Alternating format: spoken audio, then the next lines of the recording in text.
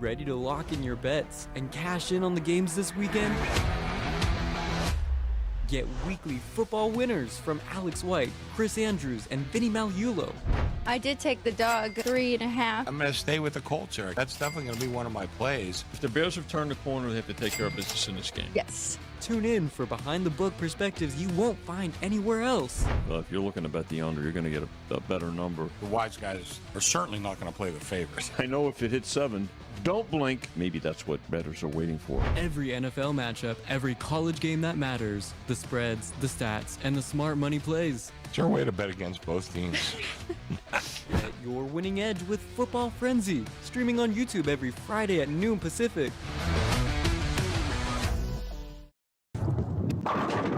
South Point Casino has plenty of attractions for the whole family. Catch a movie.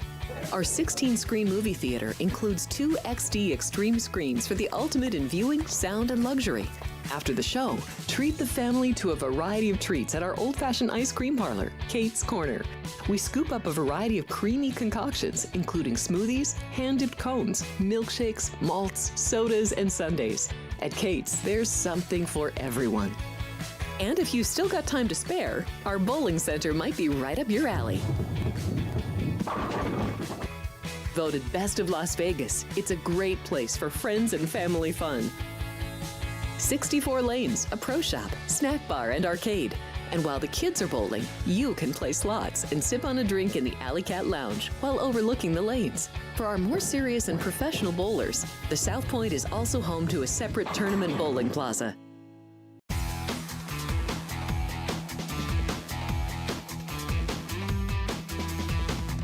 Welcome in, everybody. So much to unpack on this Monday, just days away from Christmas. Crazy weekend in the NFL, college football as well. We have our results from round 1. We will break all of that down with Chris Andrews in just about 30 minutes here. But thank you for joining us live on this Monday, Sports by the Book, 5 days a week. This week, though, we will be here with you 4 days, just not here on actual Christmas Day, but we'll be back at it on Friday, the 26th for Football Frenzy. Myself and Ryan McCormick. I'm Alex White. Thank you for joining us. Have a lot to get to, as I mentioned, because it was a wild weekend, Ryan. And let's just start off with the trends here, because favorites in the NFL 9-6 straight up, but didn't do so well covering. 6-9 against the spread. So dogs had a very good weekend. Totals 8-6-1.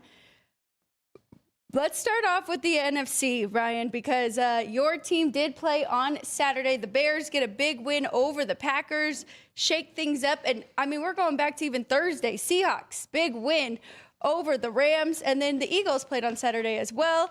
Looked like the Commanders were going to give them a tough time, but Marcus Mariota goes down in that one. Overall takes from the NFC from this weekend. Oh, okay. Well, I mean, yeah, starting Thursday's game was obviously fantastic. Saturday's games, depending on which side you were on, a lot more enjoyable for one than the other. But yeah, my Bears ended up pulling it out. Was not likely, did not. I was extremely frustrated with how they were running the clock, not getting the field goal before the 2-minute warning, and wasting the 2-minute stoppage, not having all 3 timeouts. So that was frustrating. But then they end up getting the onside kick. And once they got that, I was watching the game with a couple of friends at a different book in town. And one of my best friends is a Packers fan. So once we got the onside kick, I kind of rubbed it in his face a little bit that we were going to win this game, because did not think Malik Willis was going to be able to beat us in overtime, despite playing as well as he did throughout the entire game. Really outplayed Jordan Love and how Jordan Love looked for the beginning of the game. But yeah, obviously super proud that my Bears ended up getting the win, ended up clinching a division berth postseason berth thanks to the Detroit Lions losing to the Pittsburgh Steelers yesterday. The Niners also clinched their postseason berth because the Lions lost yesterday.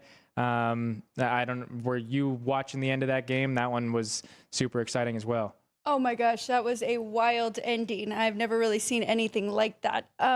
Let's take a quick break. I just want to make sure that we are good with sound from everybody who is watching us live, and myself, I'm not getting Ryan in my IFB. So we'll take a quick break. When we get back, we're going to finish this breakdown here for week 16, and then we have a finale tonight with the Colts and the Niners, and we're seeing money on Indianapolis when we get back.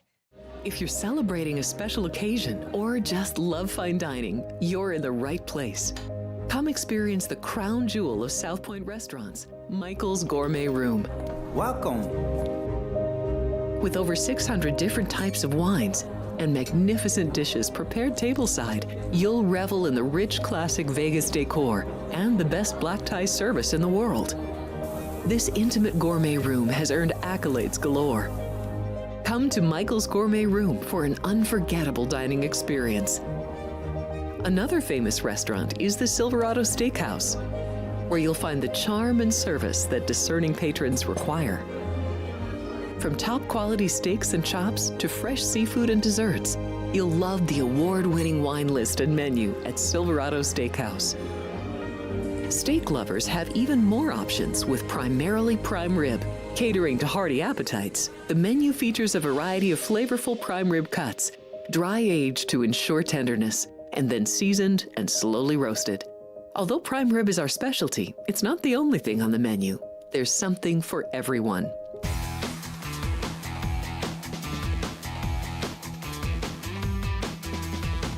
And we are back here from the South Point Hotel and Casino. Sports by the Book. Looks like we are good on YouTube. Happy to hear that. Welcome in, everybody. Attila, Dean Hilt, our regulars. If you are watching live, please jump in the chat. We will have a poll question coming shortly. I saw a question up already about the bowl game. We do have the famous Idaho Potato Bowl coming up in just about an hour. Washington State and Utah State. So we'll get our thoughts on that as quickly as we can. Total 50, Utah State a 1-point favorite. So basically a pick-em between those two. I don't have any definite bets just yet, but we'll talk through it and give you all the information we can before that one. All right, back to the recap quickly with Ryan McCormick, host, producer here for Sports by the Book, and myself, Alex White. Let's finish off with our recap from week 16, and then, of course, the big finale coming up tonight. Yeah, we are in Christmas week, so apparently the Gremlins are out. But we did get, Alex had gone over the straight up and against the spread numbers in the NFL. Did just want to highlight that if you did play a reverse teaser this weekend, 8 winning legs in Sunday's games. None on Thursday didn't work, Saturday didn't work. But the Browns with the 3.5 end up covering, the Saints minus the 11.5. Some hooks. Didn't get there, but the Titans minus 4.5, Chargers minus 5.5, Jags minus 4.5, Steelers getting the half, Raiders plus the 7.5, and the Bengals minus 8.5 is 8 winning legs on the reverse teaser card. So could have a 9th tonight if the Niners cover 14.5 or if the Colts end up winning outright. But we'll have to hear from Chris Andrews here in a bit about anybody playing those. What is the Colts on there? Is it just half? Just plus a half, yeah. Just have to win outright. Okay. Interesting. I find it very interesting, too, now to see the number moving, right? It was 6 for a while. I did like it at the 6, then 5.5, then now 5. And you're telling me at other books, too, it's even lower than that. Yeah, there was a don't blink moment over at Circa. It hit 4. They're now back up to 4.5 with several other spots across the country. But, yeah, there was a brief moment of 4 over at Circa. Pretty interesting because this game is meaningful for both sides. So the Niners still have a chance to chase down the Rams and the Seahawks and actually win that division and get the 1 seed. And then on the other side, 3 teams will be watching this game, and they could actually clinch without even playing tonight. If the Colts lose, 3 teams that have 11 wins right now, the Jags, the Bills, and the Chargers, would each clinch their spot in the playoffs. So pretty wild. This has been a lot of fun. Yesterday was one of the crazier Saturdays that I can remember, and the playoff picture just keeps flipping. I mean, different leaders for divisions each and every week, and it didn't disappoint again this week, Ryan. So a lot on the line tonight for both these teams. Yeah, you had mentioned it. If the Niners win, they keep themselves in the race for the number 1 seed, being able to stay in the NFC West race. And then, if the Colts lose, they clinch a postseason berth for 3 teams in the AFC. And as well, that would result in a Niners win, which would negate the Eagles being able to be the 1 seed in the NFC. So they would more than likely get knocked or be locked into that 3 seed if the Niners do win tonight. Would not hate that by any means. I would like to see a different team actually have that 1 seed in the NFC. And your Bears actually have a chance, but do have a head-to-head with the Niners coming up here. So very important game there. Switching back to the AFC really quick because, I mean, pretty wild. The Broncos lose, the Chargers win. Patriots find a way against the Ravens. So a lot still, and teams still trying to get that 1 seed. Jags, too. I got to bring up the Jags. I think that was one of the more impressive statement wins that I have seen from any team yet this year. But Jacksonville found a way in the Mile High and beat the Broncos. So overall thoughts on that conference there. And Buffalo struggled a little bit, but they got the win ultimately and still alive. Texans as well, Colts and the Ravens. But the Ravens, I mean, now with Lamar Jackson's injury too. Yeah. My early week teaser did not work out. The Texans did not cover the 8. The Bills did not cover the 4 because of the way both of those games were mismanaged at the end. But the Chargers did end up covering the +8, end up winning outright. The Patriots end up covering the +3, winning outright. The fact that I tied them both together on the money line saved me and ended up being a good Sunday. And then the Vikings cover the 2.5, land 3. So I'm sure Chris will have some stuff to say about that one as well. But yeah, talking about the AFC and talking about the Jags being able to win the 1 seed, where we're talking about Matthew Stafford having it locked up for the MVP and Drake May being right behind and possibly Josh Allen to be in the conversation. But with the way Trevor Lawrence is playing and the fact that they can lock up the 1 seed with a little bit of help, that's definitely a tempting look when we take a look at the awards here in the next couple of days. Oh, I am fascinated by that. That is very interesting. And that probably means that Liam Cohen's odds have definitely dropped as well. So these awards are definitely coming down to the end here. You're right, though. Mine, too. I went 1-1 in my teaser legs, and you had actually called it the LA teaser that I ended up putting the Rams with the Chargers, but had the Seahawks previously with the Lions -1. And so the favorites on the teaser legs were not very friendly this weekend. And I think Attila had said that as well. Yeah. Overall, anything else for NFL, or should we talk about college football and what we saw this past weekend? No, we can go to college football.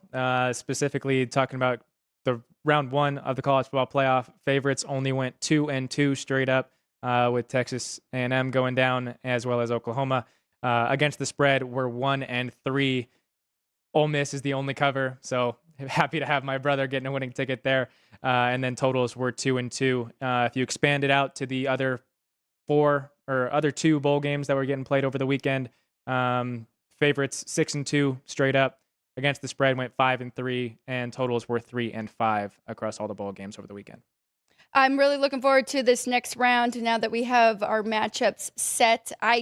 Very impressive comeback win for Alabama. I think that makes them a little bit more dangerous now, having to face Indiana. But if they figured some things out in that second half, potentially could be a good matchup there. Was not impressed with Miami's offense at all. That game kind of played out how I thought it would. It was lower scoring than I ever imagined because I would have given out that under. But really, just that Texas A&M had a chance at the end to tie it up. But I don't know what has happened to Marcel Reed, but really struggling. Accuracy and, too many mistakes definitely from that side, but definitely had their opportunities. Yeah, talking about Marcel Reed, I thought he looked absolutely awful. He looked scared. Not willing to throw the ball down the field. Everything was a check down. As soon as Miami had the ball and were really in position to kick a field goal to take the lead before they scored Fletcher scored the touchdown to win it or take the lead. I had texted my buddies like, how many plays does A&M get before Marcel Reed throws a touchdown or interception? Excuse me. Marcel Reed was not at all confident in the game to any of his playmakers. It was really kind of disappointing to see because that offense really got handicapped. No, definitely. And like in the middle of the year, we saw a much different offense from them. He's got a ton of weapons, and it just his confidence kind of died in the first half against South Carolina, and then we saw it again against Texas, and then just hadn't been able to get it back for the biggest game of the year. And they had home field, and that place was crazy, but did not work out for them. So now Miami lives on, and they get to go up against Ohio State, which that is actually the biggest spread of them all. So it'll be interesting. And that is, of course, the New Year's Eve game. And then the other 3 will be on New Year's. So I'm excited about that Texas Tech and Oregon, though. And I know that JMU did cover, but a little bit of garbage time there. But, I mean, they gave up a ton of yards to them. I don't know if they will be able to do that against these other teams coming up here. You're shaking your head. I think you got to agree with that. Yeah, I don't know. Texas Tech has made a point, like they really feel like it's a disadvantage that they've had to take pretty much a month off of being able to play football. And the fact that Oregon gets to be pissed off that they let up 34 points to JMU, and Dan Lanning gets to get the boys fired up about embarrassing their home crowd, even in a win. Oregon's going to be really hungry, but Texas Tech is a really good team. It should be a good matchup that we have there. So, I mean, all 4 of them set. We get one rematch here with the Georgia Bulldogs and your brother's Ole Miss Rebels. Any early thoughts on that one? I think that line is too big.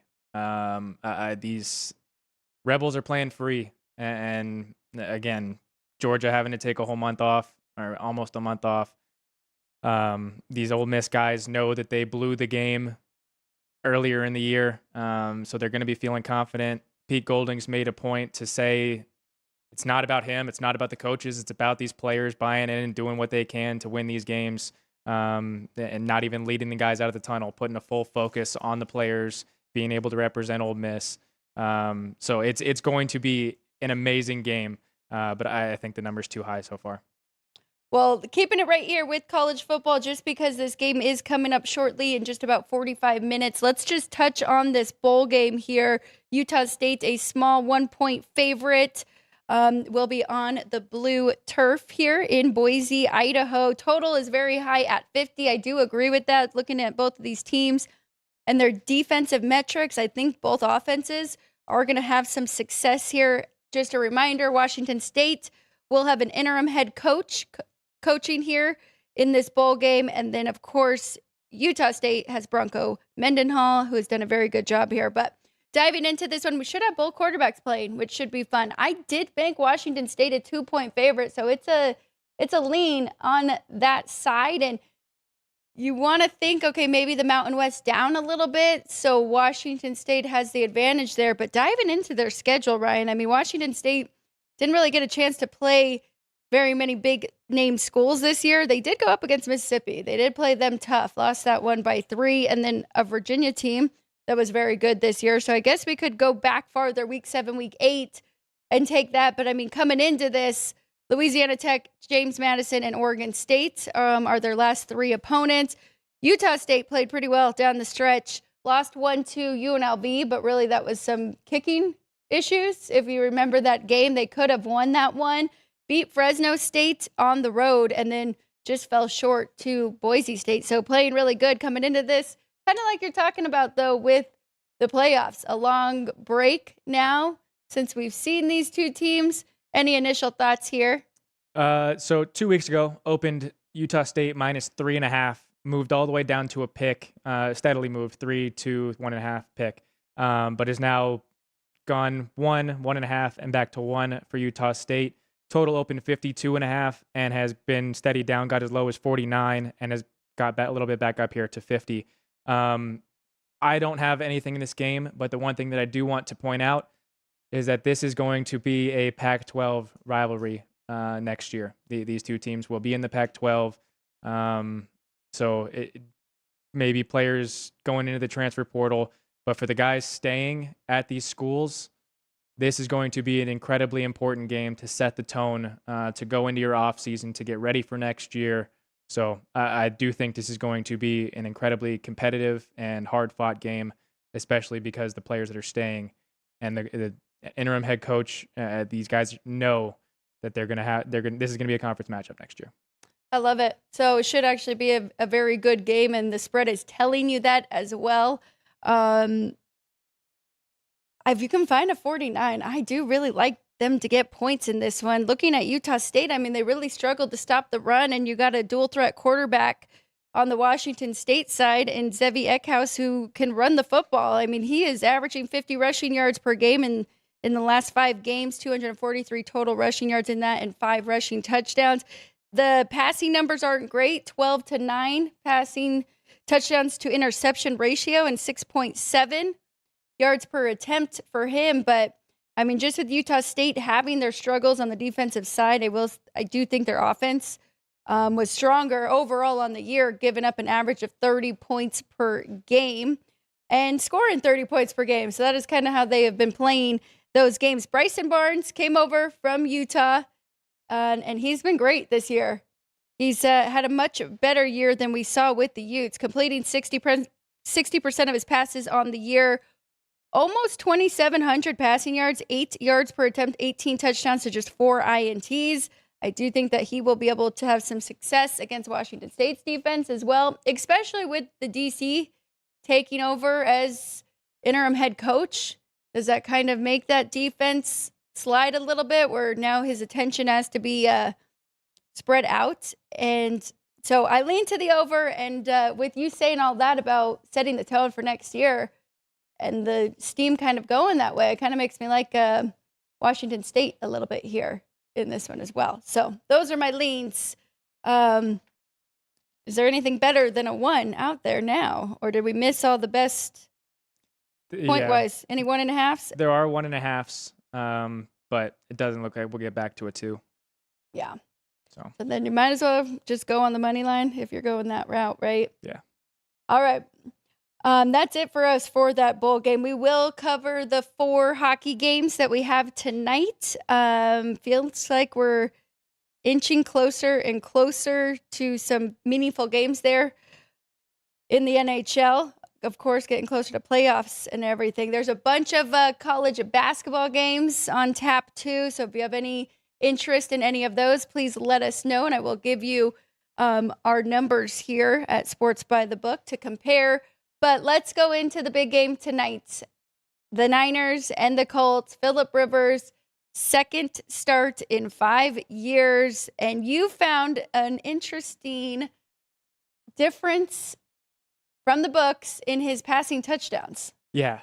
So Drew Dog, if we can go to Phillip Rivers' quarterback passings props. So the thing I want to highlight here is that at DraftKings, the total or passing touchdowns is just a half. Here at the South Point, it's 1.5. At the South Point, going over 1.5, you're laying minus 190, or I believe it's changed now. I think we're closer to 170, and under 155. At DraftKings, you're laying 210 for 1 touchdown pass, and you're getting 163 for no touchdown passes. So if you are going to play Phillip Rivers touchdown passes, I don't recommend it because this game can go so many different directions. They have different weapons. They have Jonathan Taylor. But having to lay 210 over on DraftKings for less than 1 touchdown, and then you're only getting 163 for no touchdowns, when compared to here at the South Point, you're laying 170 for 2 touchdowns, and if you get 1 passing touchdown, just 1 from Phillip Rivers, you still win the under, and you're getting 155. So you're only getting an 8-cent difference on the national book for under passing touchdowns, but you still lose if he throws 1. Here at the South Point, even if he throws 1, you're getting 155. It is a much better bet to take the under 1.5 at the South Point than taking the under half at DraftKings. And in that first start, we did see him throw 1 passing touchdown and 1 INT against a very good Seahawks defense, 120 yards in that one. But that's one of the bigger differences that I have seen in a while with the books there. So good find by you. I'm pretty shocked that you got to lay such a big price there on an over 1.5. Yeah, again, the straddle on these national books are not your friend. Yeah. The South Point is one of, if not the most friendly, customer-friendly book in town, let alone in the country. So, yes, obviously the house is going to win and the house wants to win, but the house wants you to be able to win money to where you are betting more money coming back. So, again, the South Point is the best place to bet. There really is no competition. Looking at side and total here in this one, Ryan, are you surprised that we are seeing money coming in on the Colts here? I'm not surprised because when we liked it earlier in the week at 6, we liked taking the 6 with the Colts.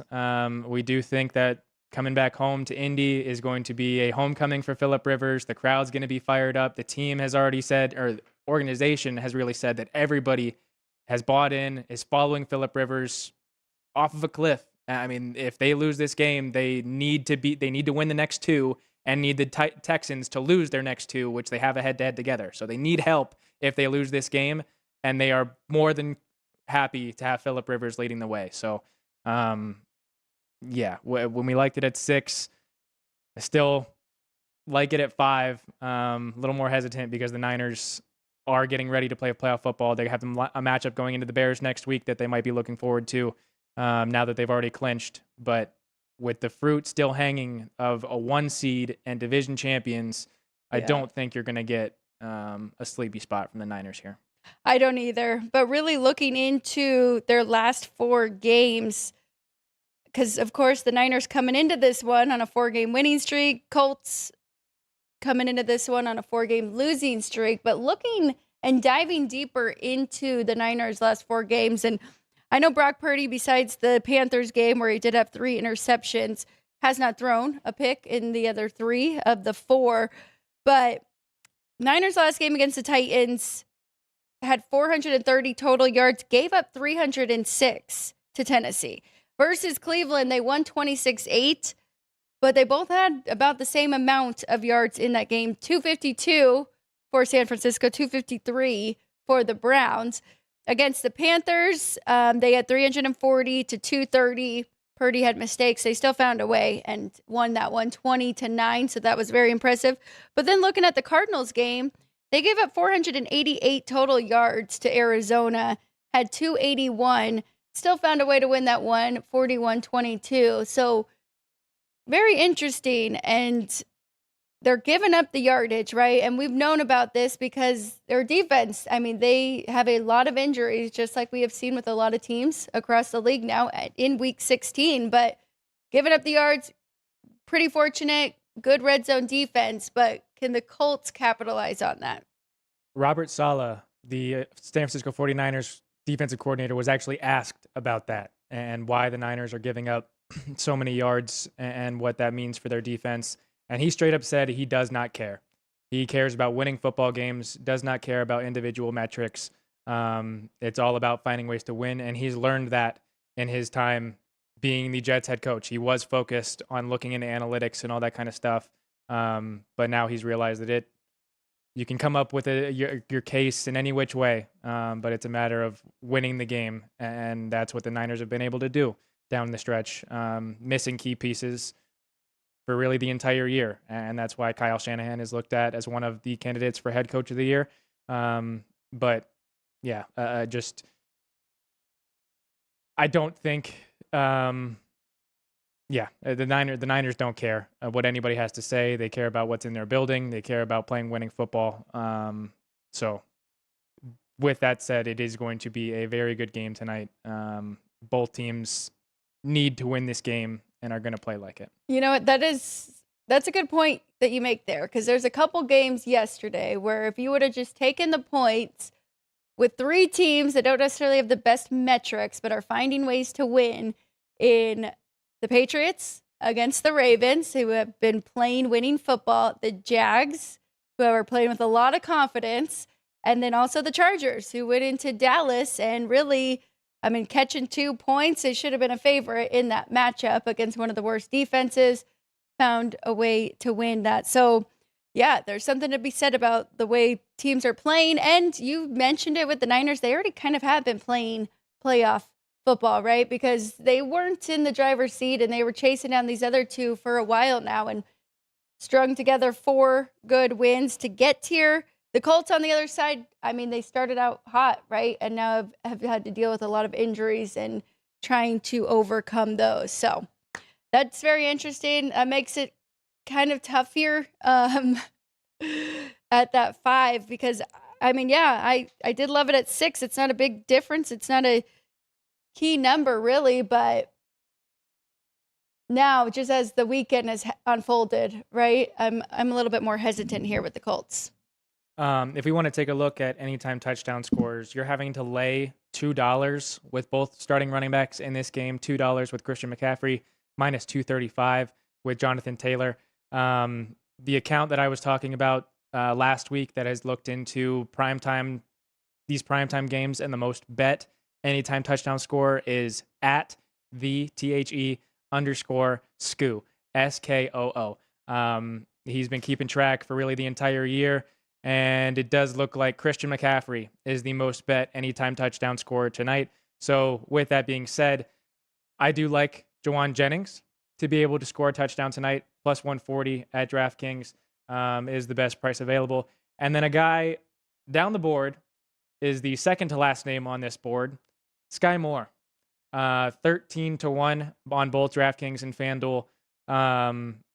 Hearing how really the guys in the San Francisco 49ers locker room have talked about Sky Moore. He's their returner as well, with Ricky Pearsall getting hurt. They love him in the locker room, and he's come over from Kansas City from being a top pick for them. So I think Sky Moore is worth a shot here. At least he will be for me at 13-1. I like it a lot. It's funny because you just hear these names of ex-Kansas City wide receivers, right? And you heard a lot of the names yesterday, even playing on all these different teams, but still making impactful plays. So I could definitely see that here with Sky Moore. Any backup running backs you would look to now? I will say that for the Niners, they haven't really been running the ball, right? They've been using CMC more as a pass catcher out of the backfield. But any down the board there, or you're just sticking with your long shot in Sky Moore and then Jawan Jennings? Yeah, the guy behind Christian McCaffrey is Brian Robinson Jr., who came over from the Commanders, but he is the 4th favorite for the San Francisco 49ers to score a touchdown tonight. So getting plus 330 over on DraftKings, 350 on FanDuel. Don't fault you for wanting to play it. He is on my fantasy team as a handicap to Christian McCaffrey, but I don't think he'll actually be able to find the paint tonight. All right. Well, I'm with you. I might want to take a little shot there on Sky Moore down at the board, 13-1. But let's go over Brock Purdy's props really quick. We'll take a break and then we'll bring in Chris Andrews to recap this crazy weekend that was on the gridiron. But going to Brock Purdy's props that we have here at the South Point. Yeah, so his passing yardage here at the South Point is 244.5. Over on DraftKings, 245. Completions at both spots is 21.5. But again, a better price, less of a straddle.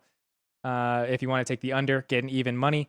And then passing touchdowns, minus 150 at here at the South Point for DraftKings, or for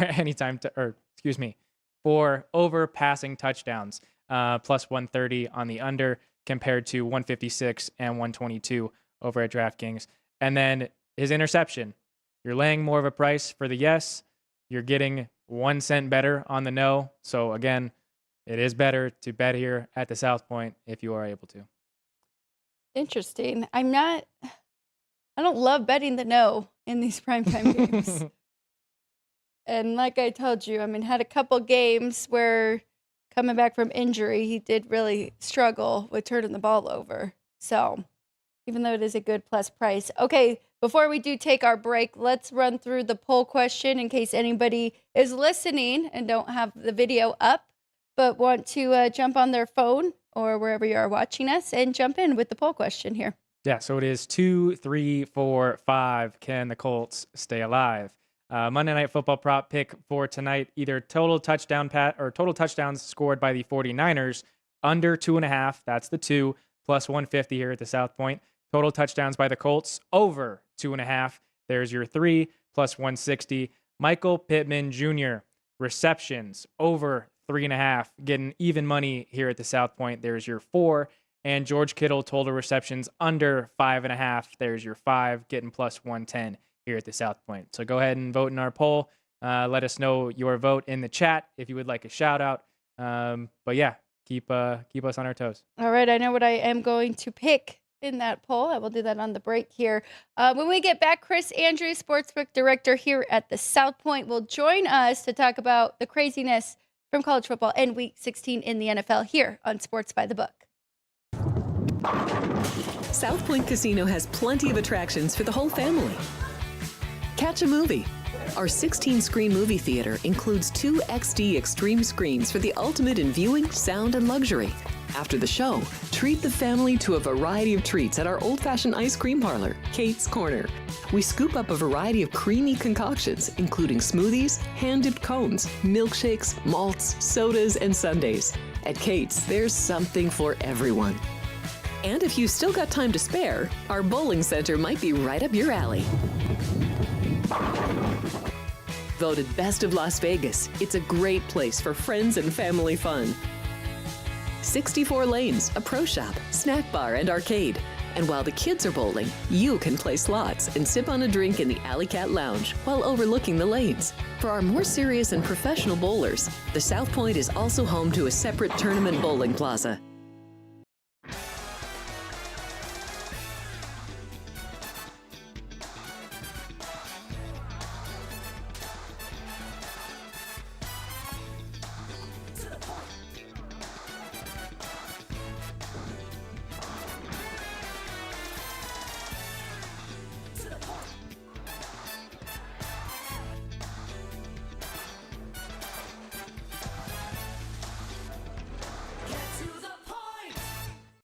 Are you ready to lock in your bets and cash in on the games this weekend? Get weekly football winners from Alex White, Chris Andrews, and Vinny Malulo. I did take the dog 3.5. I'm going to stay with the Colts, Eric. That's definitely going to be one of my plays. If the Bears have turned the corner, they have to take care of business in this game. Yes. Tune in for behind-the-book perspectives you won't find anywhere else. Well, if you're looking to bet the under, you're going to get a better number. The wise guys are certainly not going to play the favorites. I know if it hits 7, don't blink. Maybe that's what bettors are waiting for. Every NFL matchup, every college game that matters, the spreads, the stats, and the smart money plays. It's your way to bet against both teams. Get your winning edge with Football Frenzy, streaming on YouTube every Friday at noon Pacific. Are you ready to lock in your bets and cash in on the games this weekend? Get weekly football winners from... Welcome in, everybody. Happy Monday. It is a holiday week. These so, gremlins. you know, a lot of us, are kind of already in vacation mode. Hopefully some of you get some of this week off, and you will be joining us because we will be here 4 days this week. Looking forward to it. Sports by the Book, live from the South Point Hotel and Casino. Ticker Trivia is live, as always, brought to you by City Light Shine. All right, I don't want to make him wait any longer. Chris Andrews joins us now, as he always does on Mondays, to recap the crazy weekend. And Chris, yesterday was crazy. One of the wilder Sundays that I can remember. I mean, a lot of weird things happened, including your team. They were happy So I wore my Steelers shirt. They were happy to get that victory, and Yeah. I think that was obviously the right call. But it just how it unfolded was pretty wild. But overall, how was your Sunday? Just fair. We eked out a small profit. It's funny that, our place is different than everybody else because we do 2.5 flat, 3 flat. Nobody else does that. That the Giants and Vikings, which was one of the worst games on the board to watch and even beforehand, murdered us for the day because it landed exactly on 3. That was a huge handle in that game. And it's funny. I was talking to my wife this morning because I was just explaining to her how that all works. And I remember doing a show with Roxy Roxborough. This is 25, 30 years ago with another guy, a host. And the host was saying, only about 17% of the games does a point spread matter. And I just remember Roxy says, well, move a game from 2.5 to 3 as a bookmaker and see what happens. And that's exactly what we had yesterday. And Roxy's words were ringing through my brain all during that game because you can kind of see that 3 was just kind of sitting there. But, that really hurt us. But we had some good games along the way, too. The Steeler game was actually really good for us. Last I bet night it was. Yeah, that was really good for you. That was a good result. The Raider game was good for us. Yes. But if the Raiders could have held on to an actual lead, it would have been monstrous. But, we didn't get it. That's the way it goes sometimes. But overall, we eked out a small profit. Fortunately, nobody hit Ryan's cards, those reverse teasers. At least nothing big. Nothing big, Ryan. It is interesting. We've been tracking if teams were shut out. Yeah. How they've been the next week. We said 5-0 this year going into this weekend, and both the Raiders and the Bengals did cover. Mm-hmm. So that is something that we Something want to keep an eye on for sure. Definitely. Shows an overreaction to the point spread, Yes. All right. Well, let's talk about some things that did unfold, and we'll start with the Patriots' big win, comeback win for them over the Ravens yesterday. So that's very meaningful with the AFC. The Broncos lose, the Jags win. Mm-hmm.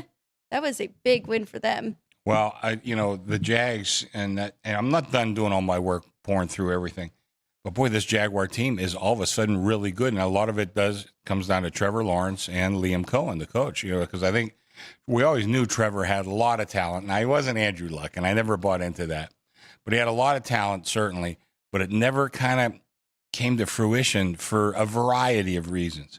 But I think Liam Cohen really has figured out a way to get the most out of him. That team is playing great. And I saw some stats. If you go over, I forget what the criteria is, but it might be like the last 6 games, something like that. Trevor Lawrence, by far, is playing the best football in the NFL. Better than anybody. You're better than Matthew Stafford, better than Josh Allen, better than anybody. And this team is all of a sudden live. I mean, they're still not dead to make the number 1 seed. And I think their defense is also really good. So this team is something to be reckoned with. I got to tell you, I think right now, the Rams and Seahawks are probably the 2 best teams. But once you get past them, it's wide open. I mean, AFC and NFC. And, the Rams all of a sudden have kind of a tough road. Yeah. They're going to open on the road. The Seahawks, I mean, they've shown they can be beat. I mean, I don't think everybody has, 100% confidence in Sam Darnold. He's played well, but we know, he does have a history. So those 2 teams can both get beat.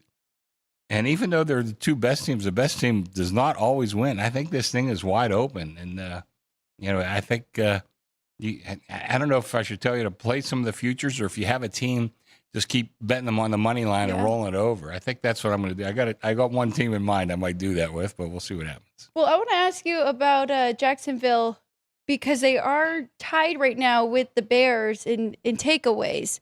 Mm-hmm. So is that something that we do need to watch? I looked back, though, at last year and which team was leading, and it was the Eagles at number 1, but that might have been the extra games added on, so that's full season, right? But then it was Minnesota, Pittsburgh, Buffalo, some teams that did fall short in the playoffs that maybe that wasn't something that you could really count on, right? I'm not sure you can count on it, because it tends to correct itself. But how long is that period where it corrects itself? Is it the next game? Is it the next year? Right. I mean, we've seen some teams, more so in college than in the pros, but we've seen some teams that just go on an extended period where the turnovers work in their favor. Now, a lot of that is talent. I mean, a lot of it is luck. But, when you're talking about interceptions, and like everybody's talking about the Peanut Tillman move, of trying to knock that ball out, everybody does that now. 20 years ago, they didn't do that, but they do it now. And, is that coached? Is that part of like a running back and receiver? They got to learn how to hold onto that ball a little better. I think there's a few things involved. So will it correct itself over time? Probably. But in the next, week or the next 2 months, I'm not so sure. Ryan has something for you, Chris. Hopefully you didn't forget. I was jumping in there early. Well, no. So it is to talk about Trevor Lawrence, and specifically in the last 4 games. 76 of 125 completions attempts, 1,194 total yards, 14 touchdowns, no interceptions, and the Jags haven't lost. Quarterbacks with 3+ passing touchdowns and at least one rushing touchdown and 0 interceptions in consecutive games since 1970. Trevor Lawrence is one of 3. He joins Joe Burrow and Joe Montana. So Pretty Trevor good Lawrence, company. Yeah, playing Pretty good absolutely company. great football. Yeah, he's playing great. And like I said, I think we always saw the potential, but sometimes you just need to have that right guy that presses the buttons to get it. But by the way, Liam Cohen, he's pressing the buttons on that whole team, not Right. just with Trevor Lawrence. So, Well, it is. I mean, we were kind of talking about this, just playing with confidence, right? In Yeah. these teams that are, and they are definitely one of them. Just finding ways to win. I said if there was 3 teams catching points yesterday that have this kind of winning mentality: the Patriots, the Jags, and the Chargers, all catching points yesterday on I the think road. I gave out the that Jags, win not the outright. Jags. I gave out the Chargers Yeah. and New England. That's right. Yes, Yeah. and you even Then I got the Colts tonight. And you do. Okay. Yeah. So we're all on the same page there. But I do want to ask you about the Niners because you said diving in, they were playing good football. Brock Yeah. Purdy was playing good football. I said to Ryan, the last 4 games, though, have been really weird with how much yards they have given up. He said Robert Saleh actually addressed that and said he doesn't care. He just wants to win football games, not dive into the metrics. Well, that's coach speak. Yeah. Yeah. Right. So it does kind of matter here. Yeah. Yeah. I mean, it definitely yards do matter. I hate Yeah. to tell you. Now, and I think Saleh, if there's an assistant coach of the year, it might be Robert Saleh. He's done a terrific job. Let's not forget the injuries Right. that this Niner team has had and has overcome. I love that whole organization. I think Saleh, anybody goes to the Jets. I mean, you can't count that against them. But I love everything about this organization. I just don't know that lack of depth personnel-wise on the defensive side, is that going to come back to haunt them? I mean, very well could be, especially, like I said, Seattle and the Rams are the 2 best teams in the league right now, certainly on paper. They're going to have to face at least one of them at some point. And, I don't know if they could beat them or not. Like I said, just the personnel issues. Any other crazy results for you yesterday, good or bad, and just because how some of those games unfolded? And then I do want to ask you about DK Metcalf and that whole incident and how you think that that plays out. He didn't Well, have his let's decaf. first talk about some things, not so much that, crazy results, but just things that kind of, you just wake up to. And sometimes you need woken up to them. Tampa Bay is playing terrible. Yes. And I mean, I don't know what's going on with them. And all of a sudden, Todd Bowles his job might be in jeopardy. And Baker Mayfield, I don't know what's going on with him, but that seems to be trouble all throughout that whole team, the whole organization, really, at this point. The other team that I started looking, is really playing horrible football. Arizona. I mean, I'm not sure that's headlines anywhere, but man, they're terrible. I mean, they are really terrible. So I'd be careful of those. And the other one is we're looking this morning. Kansas City is a 13-point dog at home. Whew. Well, Gardner Minshew's out. Yep. They put in this kid. I cannot pronounce his last name. His first name's Chris, so I got that part down. But he hasn't thrown a pass in the NFL before yesterday. He's like 27 or 28 years old. Came out of South Dakota State. Steelers actually drafted him in 2022, I want to say, something like that. But he'd never thrown a pass before yesterday, and it looks like he's going to be the starter this week. Now, I made my numbers, adjusting for all that. I made Denver 8.5. Then I start looking and say, well, I'm not going to argue with that 13. This team, I don't know. I think that would be a very difficult game for me to bet. I think about Denver, they just don't win by much. And by the way, Right. they Exactly. threw in a clinker yesterday. Every team throws in clinkers. And I go back, I've said this a million times. The year Tampa won the Super Bowl with Tom Brady, go back to like week 15 or something like that. They lost 35-0 to the Saints. That's NFL works that way. I told you, games sometimes take on a life of their own, and Denver just didn't have it yesterday. They just didn't have it. And Jacksonville did. Yeah. But I can't knock Denver too much. They won 10 in a row, 11 in a row, 12 in a row, whatever the hell it was. They'll be back. They'll be fine. They just threw in a clinker. I think they might have needed that, actually, going into the playoffs to kind of get their heads right. They'd won 11 in a row. Yeah. And, Jacksonville, people kind of compared it for them. They gave up that huge lead to the Houston Texans, and now they have been on a crazy run. Yeah. Right? So, Well, look at New England, too. Last week, they blew a That's right. 21-0 lead. Looked like they were coasting. And maybe that was a wake-up call Yeah. for them to blow that game because, listen, they're very good. There's no doubt. They're also really well coached. I've loved Vrabel. I hate Ohio State, but I've loved Vrabel even in the days of Ohio State. And, the Steelers drafted him and then cut him. I remember when they cut him, I said, are they crazy? And he went on to win a couple Super Bowls in New England. So. I mean, they are very well coached and they're balanced, right? Mhm. Drake May has been awesome, but they don't put too much pressure on him, right? But then he can step up in the big moments. Yeah. One more thing I do want to say about the Steelers. They played well. I'm very happy they won. But it's not like I'm on the team, but the Steelers have invested a lot of draft capital in their offensive line. Yeah.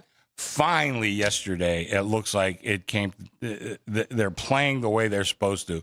Now, they still don't protect Rodgers the way they should, but I'm not sure that a lot of that falls on Rodgers. He does not have that quick foot that you need to have. Even guys who are, like Ben Roethlisberger wasn't fast, but he had those quick feet. Right. Danny Marino had those quick feet. Rodgers used to have it. He just doesn't have it anymore. So I think a lot of that falls on him. But that offensive line is finally playing well. Probably a little afraid of him too because he got sacked early and Yeah. he was not happy. No. And they really turned it around.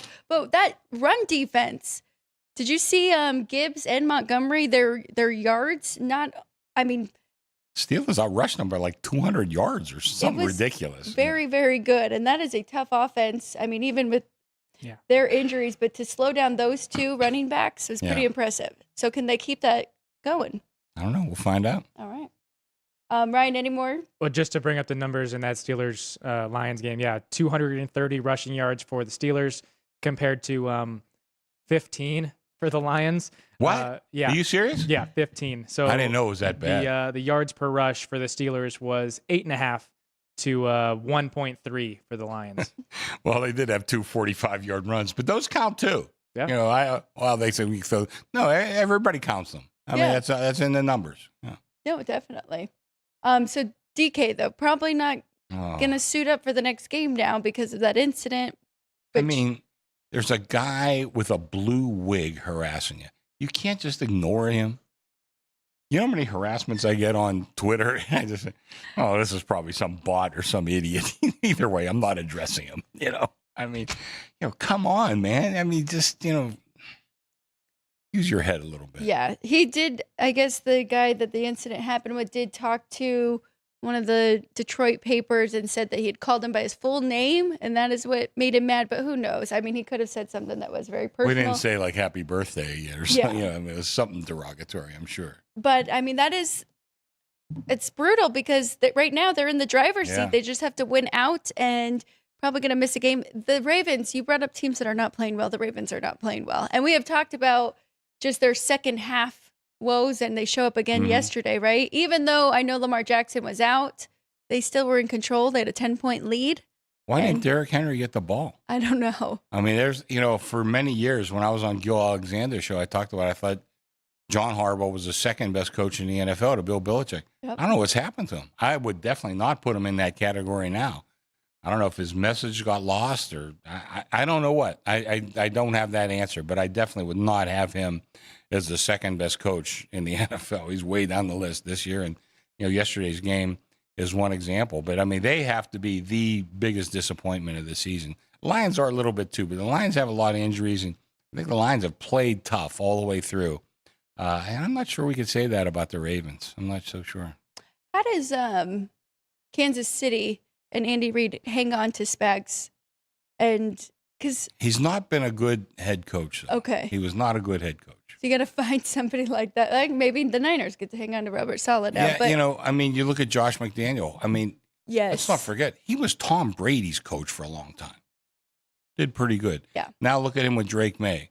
But, he washed out. He was a terrible head coach for whatever it is, and I don't know. I mean, listen, guy's probably making, $2 million a year, and he's coaching in the NFL, and he's got a couple Super Bowl rings, and he might get another one this year or next year or who knows what. But he just was not a good head coach. That's just the way it works sometimes. Well, I think Josh McDaniels is still making money from the Raiders as well. If he wants to trade bankrolls, give me a call. Yeah, definitely. And just to probably run the side that he loves, right? And that he is really Yeah, good at, and right. focus on that. Definitely is, yes. Yeah.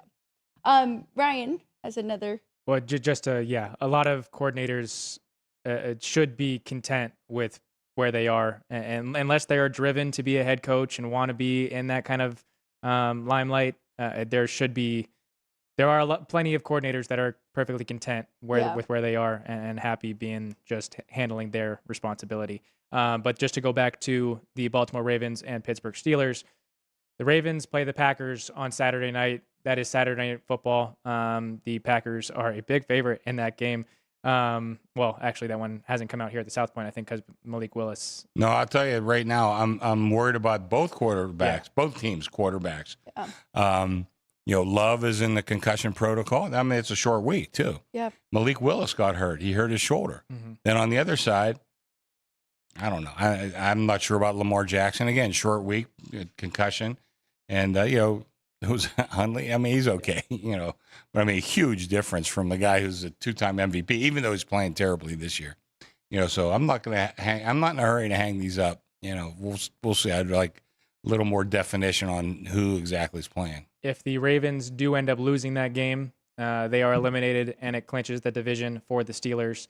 And if they end up winning that game against the Packers, as long as the Steelers win in Cleveland on Sunday, the Steelers lock up the division. So Week 18 would mean nothing against the Ravens, even though that they could have a tied record. The Steelers already have the tiebreaker over the Ravens. So if the Steelers win in Cleveland or the Ravens lose this week, the AFC North is decided.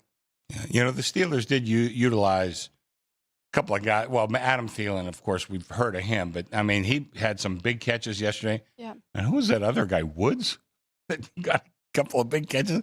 I never heard of him before yesterday. And here he was making some big catches. So I hope they can overcome DK's foibles, because I mean, I think it's almost for sure he's going to get a game suspension. I don't know, we'll see. But at this point, I mean, if the Steelers can continue the way they are playing, you'd rather see a team like that in the playoffs than the Ravens limping in, right? And they have not. They're not eliminated like yet. themselves. I know not to count the Ravens out until they're out. So I've been through this too many times. But that was kind of my whole point, is just, I mean, John Harbaugh's been a head coach for a long time. He's used to losing coordinators. But, I mean, just seeing him and Dan Campbell and them, I mean, have good organizations lose coordinators and just struggle to. That's the nature of the beast right now, college and pro. It kind of drives me crazy when they say, well, this quarterback's had 4 different coordinators. Me too. That's every quarterback's had that. I mean, you just have to be able to deal with it. But like Baker Mayfield, he really has had a different one. Yeah. Like every single year. And Liam Cohen was his coordinator last year. Yeah. Well, we'll see if Josh McDaniel stays in New England for a while, because if he does, there's definitely that continuity would most certainly help. It would help any quarterback. You got Drake May, though. I mean, he's another kid coming out of college. I didn't think much of him, and I was surprised he was such a high draft choice. He just never did that much to impress me. But evidently he had all the tools, and again, you just needed the guy to press the right buttons on him. And you talk about height. Can't teach height. No, and I don't like small quarterbacks. Right. I just don't like small quarterbacks. Okay, let's talk. Unless we have any more for NFL, I want to switch it over to college. I think Brian might have one more thing. No? Okay. Switch over to college. And I want to just start off right away, because you did some research looking at Power 4 against non-Power 4, Power 5 back in the day. Well, here's the thing. Follow my logic here, because Ryan talked about how if you win your conference, you should get a home game. Idealistically, let me say, I would agree with that. But right now, there's such a disparity in talent. I started looking at some of these guys. You look at, James Madison, Tulane. They both had great years. But I think if you look back, even, 5 years ago, 10 years ago, those Power 4 schools were a lot better than, those non-Power 5 schools, which was Power 5 at the time, were a lot better than these today. Now, why is that? It's because all these kids that are eligible to move up. Yeah. The money is a big thing. So I went back. Now, again, I'm looking at just quarterbacks. but the quarterbacks, we know that's the tip of the iceberg. Yeah, I didn't have enough time and wherewithal to go down and look at offensive linemen and linebackers and even running backs, nothing like that. But I went down. So these are like, let's say I went back to like the year 2000. Look at these quarterbacks that played for teams who were non-power 5 or 4, however you want to define it. And what would happen if they were playing in today's game? I don't think they'd have stayed at these schools. I'm looking at Dante Culpepper. That's going back to 2000. Played for UCF. He wouldn't have stayed there on today's things. David Carr played for Fresno. And I'm not, don't judge their pro careers or anything. Right. This is just his college. Byron Leftwich played at Marshall. Kyle Borrell played at Cal. That was a borderline one. He probably, I don't know. Cal, okay. Big Ben played at Miami, Ohio. You think he wouldn't have wound up at a Big Ten school? Joe Flacco was at Delaware. Matt Ryan was at BC. Again, questionable. Okay. Blake Bortles, UCF. Carson Wentz, North Dakota State. Paxton Lynch, Memphis. Josh Allen, Wyoming. Even all the way up to Jordan Love played at Utah State. Now, this is Jordan Love. That's 2020. Now, since then is when things started changing. Now, I'm looking at those guys. I don't think any one of those stay at those schools with under today's circumstances. Jordan Love went to Utah State. You didn't tell me Utah would have the money to grab this kid, or BYU even. Oh, yeah. A lot of kids, go back to Josh Allen. Wyoming. Come on, you think he wouldn't have wound up at a Pac-12 school or Big Ten or even Big 8 or Big 12 school? I mean, all these guys. So like I said, that's the tip of the iceberg. So if we go down further down that roster, you'll see all these kids that were playing for non-Power 5 schools back in those days. They're not there anymore. They're all moving up. Like I said, even if you're at like Miami, Ohio, maybe you don't get the offer from Ohio State. But don't tell me you wouldn't get it from Purdue, right? Exactly. Or Northwestern. Yes, that's the key where right there. you just have more visibility and money. I mean, Miami, Ohio is not paying these kids what, like I said, even Purdue is or Northwestern. I mean, that's just the reality of it. And because of that, how far do I want to go with this? I don't know, but I'm just saying, I think next year when I do my power ratings, I have to evaluate these non-power 4 teams. I just have to lower their overall power ratings because I don't think they're as good as the teams even going back 5 years ago and even further than that, because those kids tended to stay in school at their chosen school that they chose out of high school, but they're not doing that anymore. They're all trying to move up. Well, how long ago was it even where they had to sit out a year? Yeah. It wasn't that long ago, not that long right? ago. So No. you didn't want to switch schools. You Exactly. didn't want to. Now you don't have to. miss a It's year. free agency. That's right. But thinking about it, I mean, even Diego Pavia. Yeah. I mean, he could have stayed at New Mexico State. Right. Right. But he went to Vanderbilt, who was not even really known in the SEC Still SEC. world, right? Still Yeah. SEC. He's getting paid. He wants to make that. So the parity in the Power 4 is better, right? They're Yeah. getting more competitive, I would say. But it's really taken away from. Yeah, I'm just Group of listen. I'm five. just trying to dig into the facts Yeah. here. In my heart of hearts, I would love to see, the Boise of the world, Memphis, Tulane, James Madison, Old Dominion. I'd love to see those guys be able to compete on a level with the Power 4s. I don't think it's in the cards right now. Now, I mean, do we maybe make a tournament for those teams? Have a 12 or 16 team tournament for those teams? I think that might have to be the answer because right now, and I don't see it changing right now, money, TV, all that stuff tends to rule everything. I don't, you see the Big Ten going back to the old days. I don't see it. SEC, and those that didn't decide to play the game the way the big boys did, like the Pac-12, what happened to them? They disappeared essentially. Right. Even, Wash State and Oregon State, those 2 schools, I said they totally got screwed. But I don't know. I think maybe we have to make a tournament for the non-Power 5s. I think that might be the only answer. Well, it sucks that the scheduling has to be done so far in advance, right? And it does. They can overcome that. Well, then I know it they should say that. It should be like a soccer thing, and I think Ryan has even said this before. But if you did a group of 5, if you win that, you bump up the next year. right? Yeah, In like some- Promotion, relegation. Yeah. Yeah. Relegation kind of promotion, relegation. in reverse, but right now, like I said, I'm only dealing with the facts right now. And these teams, and listen, God bless James Madison. They came back and they played hard and covered the number, and good for them. But they you can see early on in the game they just couldn't compete. Oh yeah, stopping that offense was very tough. Yeah.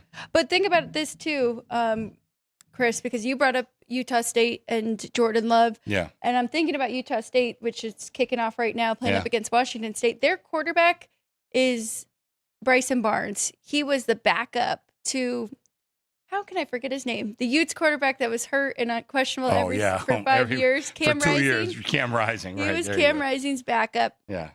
Couldn't really get it done. So now they're switching, right? And he's going to a school where he's getting playing time, and that's who you're getting. And sometimes you can have a great it's not fantastic 100%. year. Yeah, it's not 100%, and nothing is. But I'm just saying overall. Yeah. And like I said, I only went with quarterbacks. I'm just saying, to your point, like he couldn't compete. They didn't keep him at Utah, which is a Power 4. Yeah. But he went and found a starting job, and he's done great. Yeah. In a Mountain him. West Conference. But that's kind of just showing you where the difference is. Yeah, right? and you look at the level. So I was on a bit of a Twitter. I don't want to call it a Twitter battle because anybody insults on Twitter, I don't answer them. But if I can have a reasonable discussion with guys, and I had some of those the other night. And one guy was pointing out New Mexico and like where they came from because I thought Nevada. I was in Reno when Nevada was part of the Big Sky, and it was great. Now, like I said, they're scraping the bottom of the barrel in the Mountain West. They should have stayed in the Big Sky, at least according to me. One guy was disputing, saying, well, look at New Mexico and what they've done, and pointed out the one year, I think it was 2011 when Kaepernick was there, and they beat Boise, knocked Boise out of a chance for a national championship. That was a great team. They lost one game that year at Hawaii. I don't know how they even lost that game, but it was a fantastic team. But that's 1 year. That was 15 years ago, 14 years ago. Overall, it's just hard for schools like that. And Nevada does not have the money that UNLV has to even compete, So I don't know. I think you have to know where your level is and find it. Yep. And one more thing, because I did get in this Twitter battle with guys and I said, Tulane kind of didn't show up. It didn't look like James Madison was going to show up either. I said, these teams can't compete, and the guys are saying, well, why would some of these because the wise guys were on both dogs. Yep. Wise guys were on both dogs. What did they see in this game? What did they see? And, it's not like they went through rushing yards and yards per attempt and defensive tackles for loss or whatever. The number was too big. Yeah. You could only win by so many. And I think I said it on Friday's show. I had a discussion with a guy one time. He said, well, you can't make that number big enough. I said, well, would you take 100? Well, yeah, I'd take 100. Okay.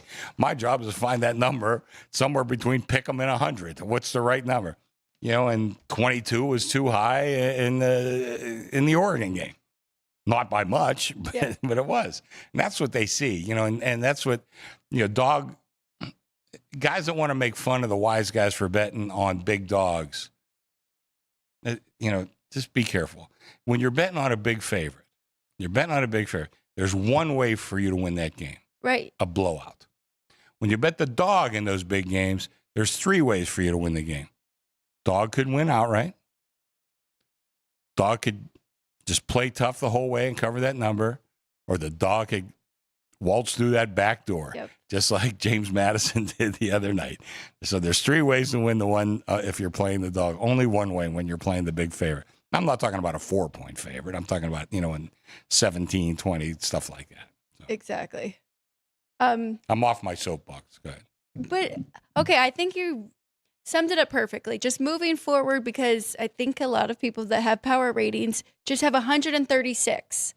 And, right? Yeah. I think yours is too. That's how mine is. And I'm just updating each of them. But you're thinking almost have to separate a little bit, because that's how we end up with these numbers. And that's why we think 21 points is too many. Yeah, well, yeah. I mean, listen, you can't only win the game by so much. But let me give you a great example. The Montana State game. Montana State is really good at that level of football. Yeah. They have good athletes. but they played Oregon week 1. They got trounced. Now Oregon is, even now they're the 5 seed, so they've been one of the best teams in the FBS for the last probably 20 years. But so's Montana State's been at that level themselves for many years. They can't compete. That's just the level of competition. It's just different. What's speed, I'd say, is the main thing, but size too. Size and speed. But that's football. It really is. The only other point that I do want to bring up is not, and I think you feel the same way too, you don't want to leave the little guy out, No. and you do want to give him a shot. Yeah. The whole thing that kind of circles back to is just there's a couple teams that could have won 4 games in a row that aren't in the field and don't even get a shot, right? Like a Notre Dame, Yeah. or some other teams. Like they really could have a shot. So you don't want to leave out teams that have a shot, right? Yeah. But I don't know where they find that balance. See, I'm no Notre Dame fan. Everybody knows I don't like Notre Dame. But they deserve to be in more so than Tulane or James Madison. I mean, they just deserve to be in there, and maybe even Duke deserved to be in there. But I don't know. I'd like to give the little guys a shot. But the reality is, those teams at this point in time, the way the whole structure has come together, cannot compete. What'd you think about that Miami and A&M game? That was a horrible game. It was. True. Really, I mean, I did see a lot of people on Twitter like, how did both these teams Yeah. beat Notre Dame? Yeah, they did. They both beat Notre Dame. Yes, they did, but not by much. I think it was a And that was a combined long 4 time points. ago, yeah. Well, Vinny always points out when Notre Dame lost to Northern Illinois last year, they'd have played them again 3 weeks later, 4 weeks later, but Notre Dame would have been an even bigger favorite, whatever they were, 31. Yeah, a 30-point dog. I think it was 31. They won outright against Notre Dame. Pretty At impressive. Notre Dame. That win, we don't talk about Crazy enough. stuff happens. Yes. Sports. Ryan? Chris, we do have Attila in the chat letting you know that you made a great point. He agrees with you. But I do have to say that I disagree. I knew you would. Especially with a separate tournament. That is an extremely sad idea for the game of football.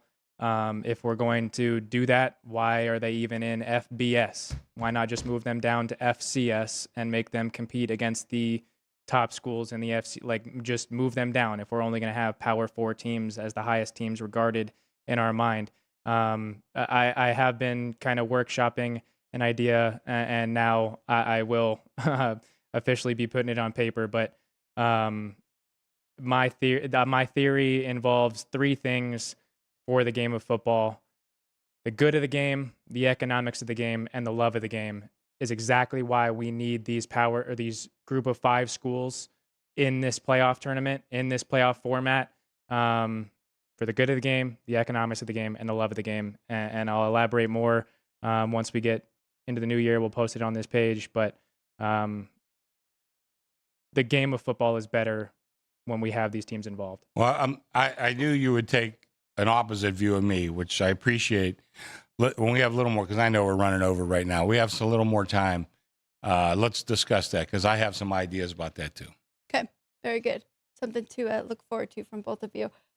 It's important that a lot of people brainstorm this, right? So they can come up with the best we have and problems research. right now. Yeah. I mean, we have problems. I mean, how do we solve them? I don't have all the answers, believe me, and I don't think anybody does. No, everyone's kind of just trying to figure it out. Yeah. I've been around a long time, obviously. I have a few opinions on it, and maybe they hold water, maybe they don't. Tomorrow, you will join me. We're going to do another pre-record, this time with Ed Fang. Oh, okay. So we'll talk quarterbacks. We'll look into the next matchup for college football. We'll also look future-wise for the NFL and who he really likes. Maybe we'll ask about Trevor Lawrence. Yeah, no. And anything else. Believe me, tune in tomorrow, because Ed's as smart as anybody in our racket, believe me. It will be a good special, definitely. Thank you to Chris Felica, as always, too, for joining us last week for that special going into round 1 of the playoffs.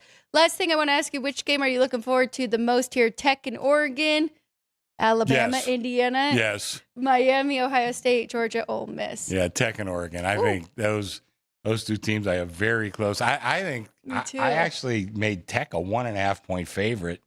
That number, when that opened, was all over the place. I opened Tech 1. They took the 1. They took Oregon to pick, and I'm now at Oregon 1. But, listen, 1 point either way. I'm not sure he'd go bananas betting either one of them. But if you could find plus money on Texas Tech, on the money line, I think that might be worth a shot. I'm with you. I'm right there, like 1.5 for Tech in this matchup. That should be just a great game, though. Oregon, like I said, they've been in the top for the last 20 years, but Tech burst on the scene, and they figured out how to play the game. Money, and they threw a lot of money at these guys, and they have a hell of a team, good coach, everything. So this should be a great game. Really good defense, too. So we'll see how Oregon responds with that offense that looked like it's unstoppable. I hate that it's in the 9 a.m. window. I know. But we'll see. Okay, any other movements yet from where you opened with the other games that we should be aware of right away? Well, great two-way action in the Ohio State game. Okay. Great two-way. Laying 9.5, taking 10. Laying 9.5, taking 10. That's the other ones have been relatively stable. We both liked Oklahoma, but we did talk about our power score and for the year, and I didn't look great for the first half, but they found a way the second half. Does that kind of change your opinion on Alabama coming into this one against Indiana? Well, the thing about Alabama, I think I was worried about the injuries started piling up, and it definitely looked like that against Georgia. Yes. Did they suddenly get healthy? They weren't all that great, against Oklahoma. They had a great second half. Yeah. But I mean, did they suddenly get healthy? That's what I would worry about. But, now another 10 days or so to get fully healthy. So that could be. Yeah, could be. All right, we're going to take a quick break. When we get back, we'll go through hockey, any plays that we like, final thoughts on the game tonight between the Niners and the Colts, and then we will give our whiteboards, go through the poll, and, of course, our ticker trivia question here on Sports by the Book. Heading to Las Vegas to catch the action at Allegiant Stadium? Skip the traffic and the sky-high room rates of the Strip. Book your stay at the South Point Hotel, Casino, and Spa. The South Point is located just 7 miles away from the stadium, and it's a quick trip up the freeway, making it an affordable rideshare or taxi ride. And don't worry about getting here when you land in Vegas. We offer a convenient airport shuttle to get your getaway off to a stress-free start. Shuttles are also available on Raider game days for a small fee. So whether you're rooting for your team or seeing your favorite band in concert at Allegiant Stadium, South Point Hotel, Casino, and Spa is your ticket to all the excitement.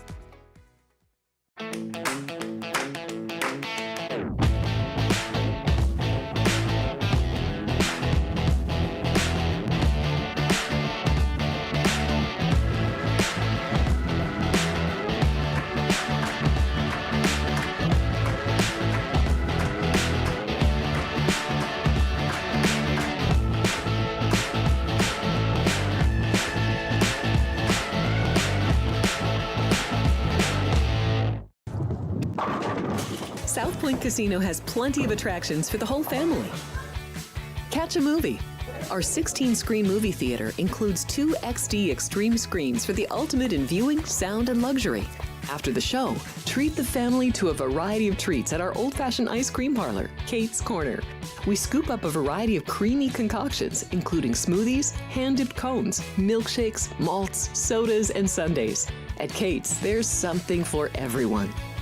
And if you've still got time to spare, our bowling center might be right up your alley. Voted Best of Las Vegas, it's a great place for friends and family fun. 64 lanes, a pro shop, snack bar, and arcade. And while the kids are bowling, you can play slots and sip on a drink in the Alley Cat Lounge while overlooking the lanes. For our more serious and professional bowlers, the South Point is also home to a separate tournament bowling plaza.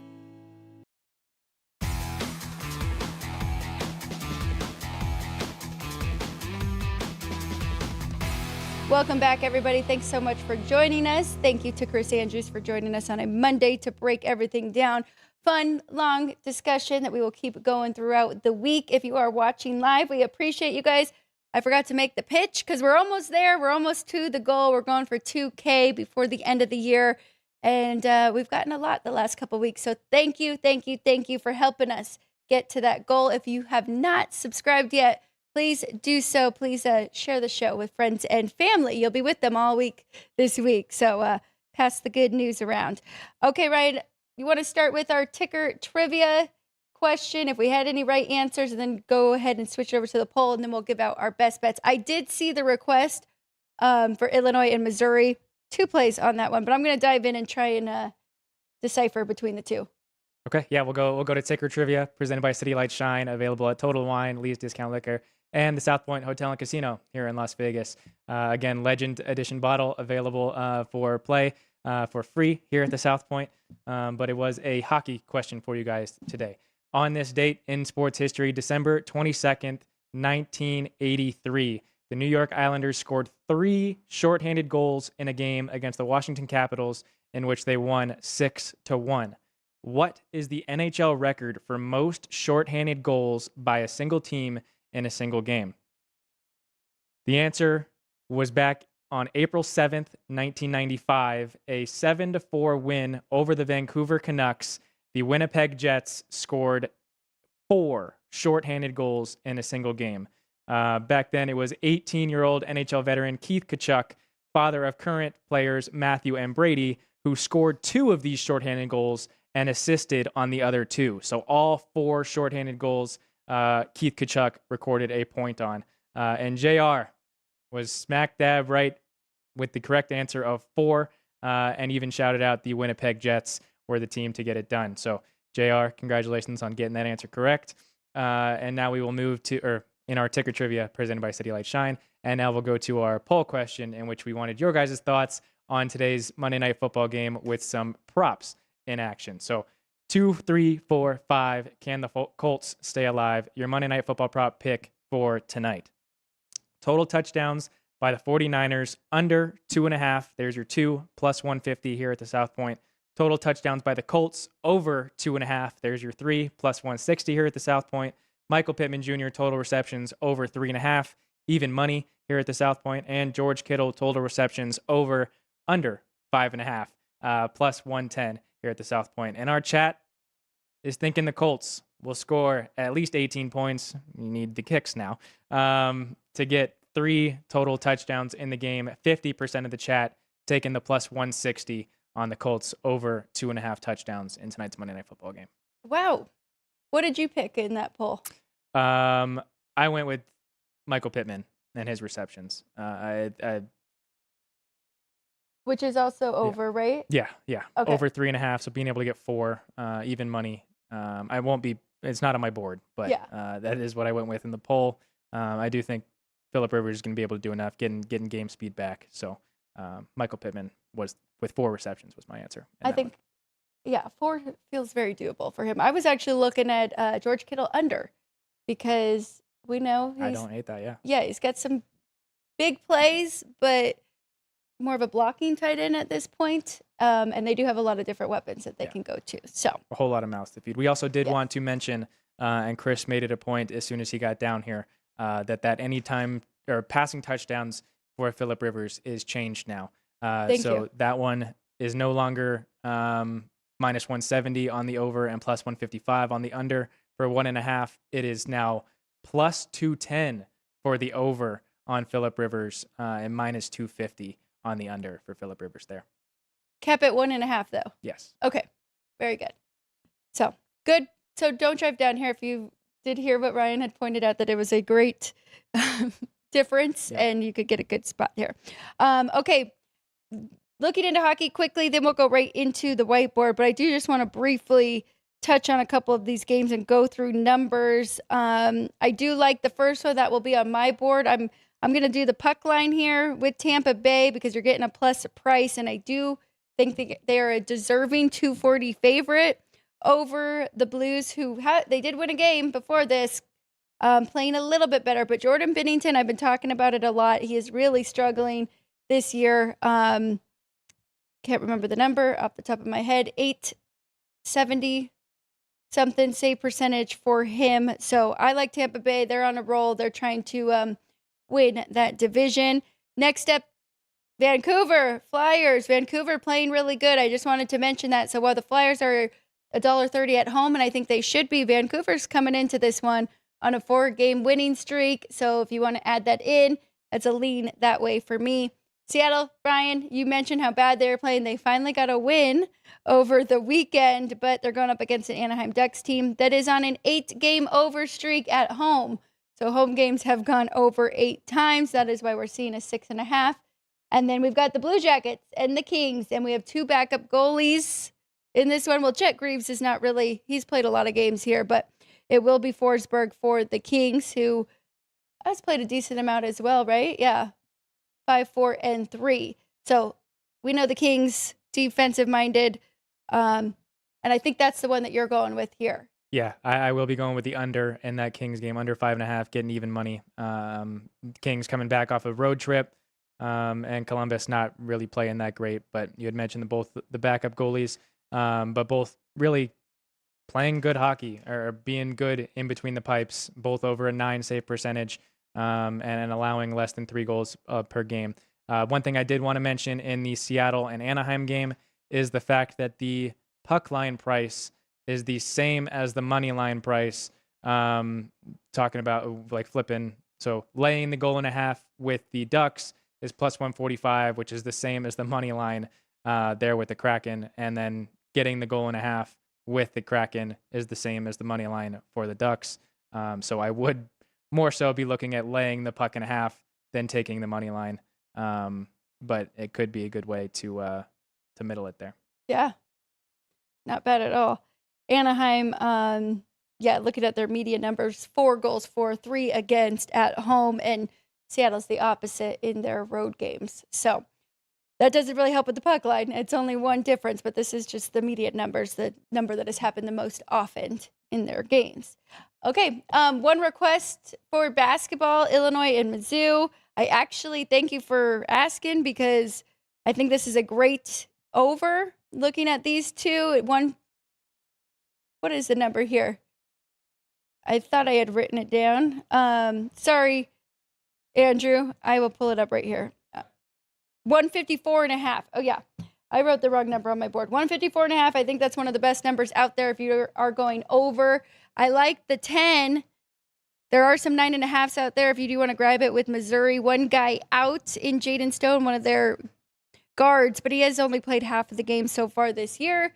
So they think they can keep it competitive. But I like the over more, 154.5. Both of these teams much better offensively than they are defensively. Looking at Missouri, they're out of the top 100 for defensive efficiency. They're 27th on offense. And Illinois has just continued under Brad Underwood, playing fast, up-tempo, and being a really good shooting team. They are not creating turnovers. I thought that was the most interesting part, but they do not turn the ball over either. So we'll see how this one plays out, but I do think we're going to see points. My number is much higher, 163.5. So like that one, and then I have Illinois minus 6.5. So lean to taking the points, but I think it's a better edge, bigger difference on the total going over. So I did add it to the board, but let's continue and get to the board right here.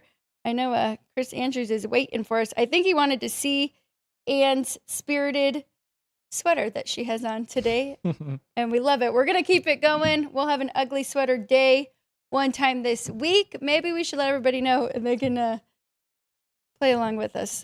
It'll probably be the 23rd, right, Ryan? I mean, I was planning on wearing mine Christmas Eve, since we are doing our show on Wednesday. So, but if we want to do it tomorrow, I have no problem wearing the same thing both days. No, let's do Christmas Eve. I was thinking that Wednesday was Christmas Eve. So, yeah. I mean, Wednesday is Christmas Eve. I was thinking Wednesday was the 23rd. I thought we had a couple more days here, but we don't. Time is running out. Okay, so for our whiteboard plays today, best of luck, bet responsibly. Remember your unit sizes and all that. Don't go chasing. If you did have a bad day yesterday, just stay consistent. Colts +5. Taking on the Niners. They are at home.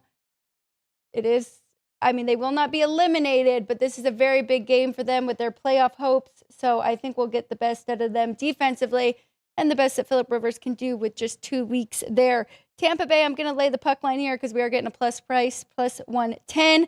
I just think there's a huge difference from Vasilevsky to Binnington and how he is playing right now. So I'm going to take the Lightning there. And then Illinois and Mizzou over 154.5. So little bit of everything for me on this Monday. Ryan, what about you? I've got 1 in hockey and then 2 anytime touchdowns in tonight's game. So taking the under in LA with the Kings and the Blue Jackets, under 5.5, getting even money here at the South Point. And then shop around on the anytime touchdown prices. Juwan Jennings, I will not play it if it is less than 130. So just be aware of that. And then Sky Moore getting 13-1 as well. So make sure you're getting good prices there on those anytime touchdowns because, again, you need the one player to find the paint versus the whole game. So, 3 plays for me today. I like it. Will any of them, I mean, I always say pizza money bet, kind of put it at the bottom because I don't want to, like you did it last week too, and you counted it towards your record, but prop bets, not really counting against your record. But would you do a pretty good sized bet on Jennings to score a touchdown tonight? Yeah. I'll be playing. Yeah, I'll be playing just because I'm the game I don't have a play on. I'm going to be rooting for the Colts, but that'll be my one play, my one unit play in the game. Okay, very good. Just so people do know. Okay, did I miss anything? That's it for this Monday. Yeah. We did it. We were going for an hour and a half here. We're at 11:30. Have a great Monday, everybody. We'll be back tomorrow to complete the recap of Week 16 in the NFL. We'll also continue to start previewing the next 4 matchups for the CFP playoffs. Thank you for joining us. If you are watching live, thanks for jumping in. We'd love to hear from you guys. We love when you guys are having a side conversation in the chat. It's a lot of fun. Please subscribe if you have not yet, because we are trying to hit that goal. But thank you to the crew with Drew, Dog, Jerry, and Sean and Vince. And then for Ryan McCormick, I'm Alex White. We'll be back tomorrow on Sports by the Book here from the South Point Hotel and Casino.